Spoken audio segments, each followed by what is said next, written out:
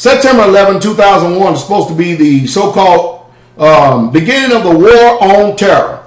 We were told by the news media, our federal government, the government of the United States of America, that there was terrorists. And there's a terrorist attack. Now it seems to me, some also a decade later, that terrorists or the word terrorists or the name terrorists or whoever these terrorists may be or whoever they are, they still seem to have a nameless name and a face that you just cannot seem to pinpoint.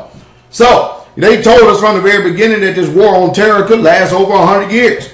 But living here in America, it seems to me that the only war on terror has been perpetuated upon the continual loss of liberties and freedoms to the American citizens. Also, better be careful about that word American too, because the people or the powers that be that could be in positions may not like that term or may not like that description of word.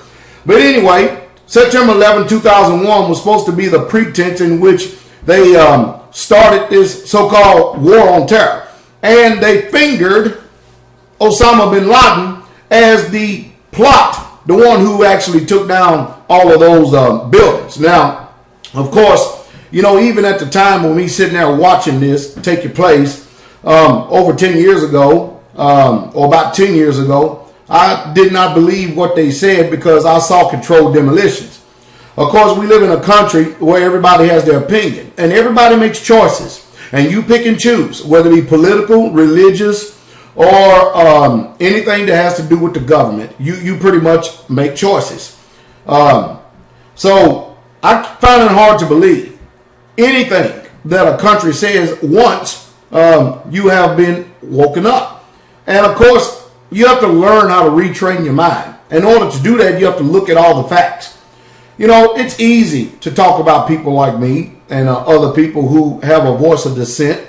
And is it not amazing that every time we question everything that goes on because all the facts are not laid out on the table and it's really truly not seen clear for us to be able to understand that we're always accused of being conspiracy theorists?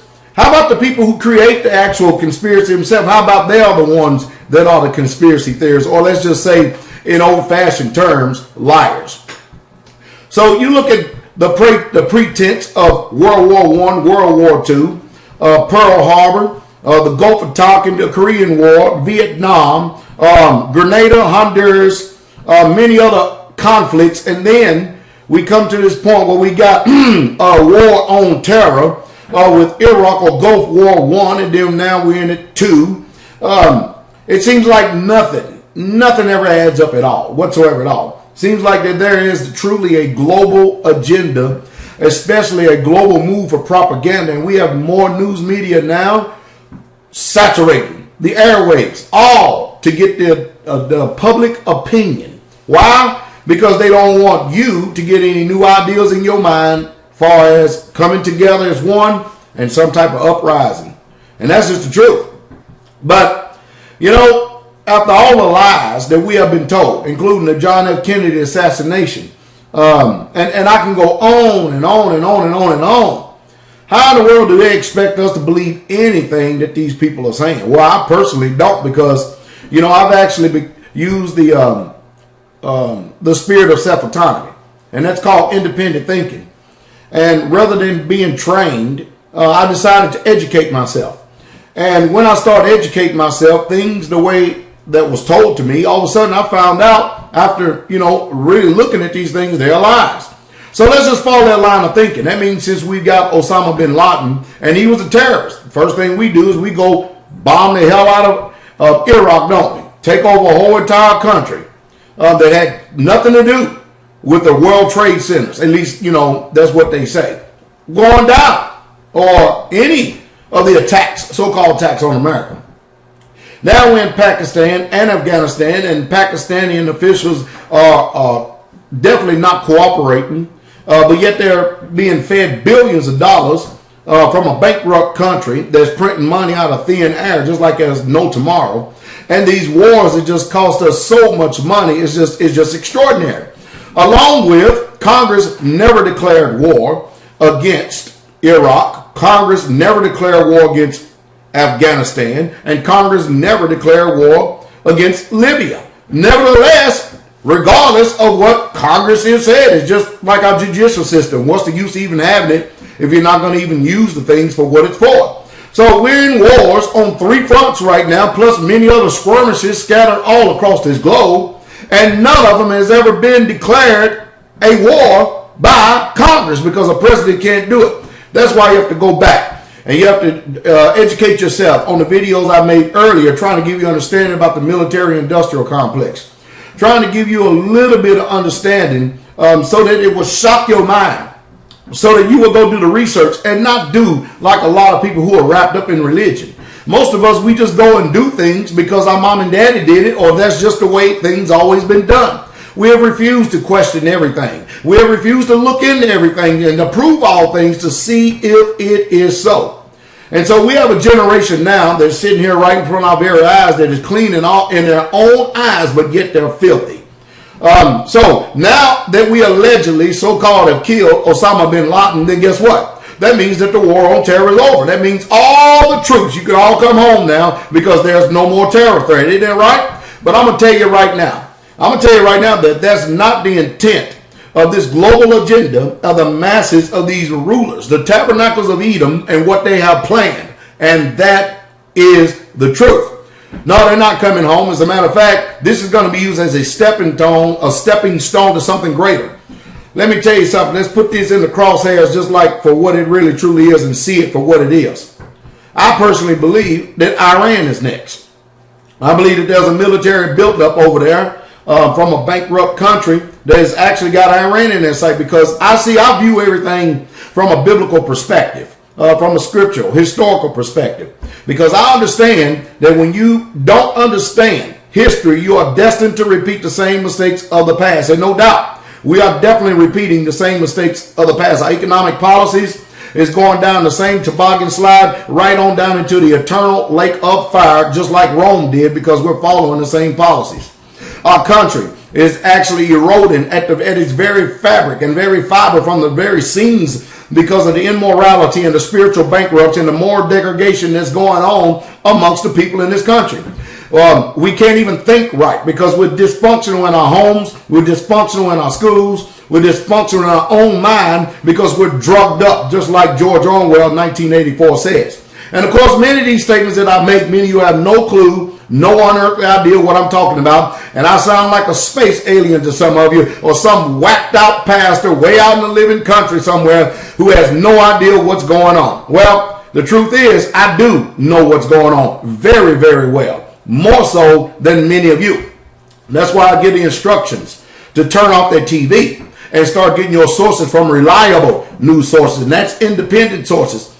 There's no news source out there that can be trusted. It's all propaganda. And the reason being, they have to get the masses of the minds of the people. Because once they can continue to keep on deceiving you, such as religion does. You understand? The greatest religion that there is in the world? They got people believing in Christmas, Easter, and Sunday, and they all use the Bible, and none of them can be proved by that book. There's a religion on this earth that makes its own laws, statutes, and commandments. It does what it want to do. And so, the same way with government. So, since we so-called allegedly got Osama bin Laden, that means we can bring all the troops out of Afghan, we can bring everybody home from Iraq, and we can pull back from Libya, and especially so-called the new Middle East. But the truth is, what's going on is we have nation rising up against nation and kingdom against kingdom. And we have nations that are in cahoots right now. And the truth is, we actually have what you'll call a global war that is going on. First of all, number one, on the economic front. All this bullet flying and missile flying and blowing up stuff, this is all a sideshow and a prelude to the great war that is soon to come. Well, I hope that some way, somehow, that you've got some understanding. Now the Patriot Act can be repealed, can't it? Because there's no need for terrorists, because we don't have any terrorism going on here in America, do we? So the TSA can be abolished. We can go back to our lives as normal. We don't have to worry about printing any money out of thin air because the value of the dollar is going to go up. We don't need other countries' oil and everything doing. That's the real reason why we in these countries for the resources, right? Why you think Africa is being exploited by every nation on this earth? Because of its resources. That's the only reason. That is the only reason. So, I guess what? I truly believe Iran is next. And I like for some of you to start making some videos, video responses to this video right here, and see if my sentiments is pretty much the same as yours.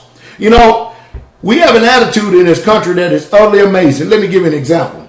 All right. So our country, basically what they can do is they can go and kill civilians and call it collateral damage.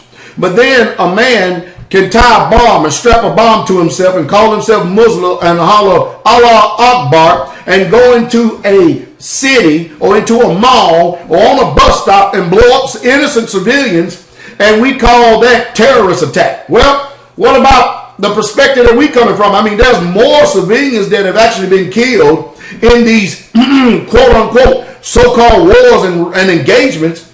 I'm beginning to wonder, who are the real true terrorists? How about you? I just know that I'm one man trying to do my part to help people wake up, to have you to understand that you yourself need to practice self-preservation. Anybody outside of the covenant that follows no set of rules or regulations, stay away from all those people who are in secret societies. I don't care what they are, even if it's the Glee Club of America. Stay away from them, because all of them, their allegiance belongs to somebody else other than the Most High. Well, this is Pastor Dow. I believe Iran is next. I believe we're staging up, stacking up, getting ready to war up and get boots on the ground, and we're missiling up for a war with Iran. If you think my sentiments are right, comment in the box down there, because I'm sure I'm going to have my dissenters. You better believe that. But I ask you to carefully think about what I'm saying.